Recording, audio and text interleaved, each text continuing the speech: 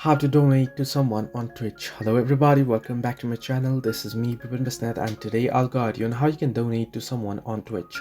Now, if you wish to donate to someone on Twitch, now I'll be showing you here through the mobile application. First thing first, you can simply open up your Twitch mobile application. Once you do so here, you want to log into your account. Now, you want to search in for the or looking for the streamer that you wish to donate to. Now, I'll just make it loaded up real quick here. And you can simply head into the profile of the particular streamer that you wish to donate. Now at the profile, you should be able to see home, about, scheduled videos and clips option. You want to simply tap on about option and you want to head into about. Now here, if you scroll down below, you should be able to get the various links that they have added, and if they have added the donate link, it should be right up here.